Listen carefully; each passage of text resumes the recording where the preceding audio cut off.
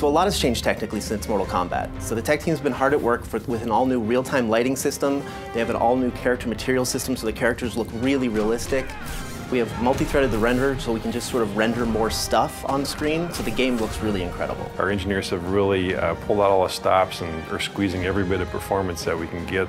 In comic books, the characters are very bold and bright and graphic because you're dealing with hand-drawn imagery, whereas in our game we have the ability to render materials and a lot of details. So what we're trying to do is make these characters feel as if they've stepped off the page. You can see the leather and the metal and the rivets and all the things that make their costumes have dimension and weight in the real world.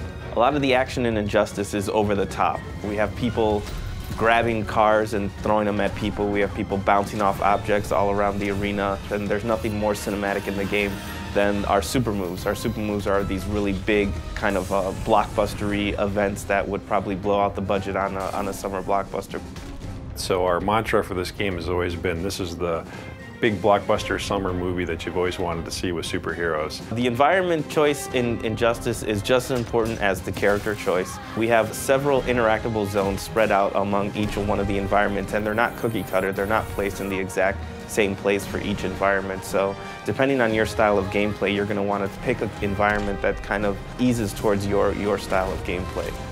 We have multiple levels on many of the arenas as well, and every time you play the game, it's going to be a little bit different. The button layout has changed in Injustice from Mortal Kombat.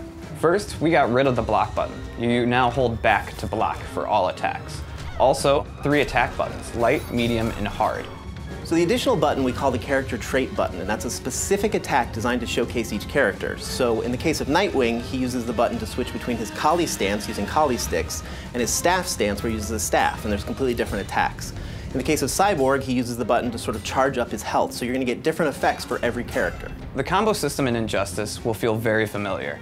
Instead of using a special move to start a combo, you actually will use your special moves to link combos. You can also cancel out of a combo to link into a level transition or into a pop-up. DC's been incredibly supportive on this project and actually pushing us to take things farther than we ever thought we'd be able to get away with. Superman in particular was fun to work on. We had a lot of freedom with trying things as far as materials and adding little armor bits and playing with the way that his logo ties into his cape, things like that, which normally you'd think you wouldn't have the freedom to play with such an iconic character, but DC was very supportive the whole way. The coolest thing about working on Injustice is obviously learning a lot more about the DC lore. DC has such a wealth of information and such a wealth of knowledge about their characters that it's really fun to kind of pick the brain of working with them and figuring out what would make their characters fit in kind of the NetherRealm universe. You know, if Superman had to fight in a hand-to-hand fight, what would he do? What would Catwoman do in that kind of situation?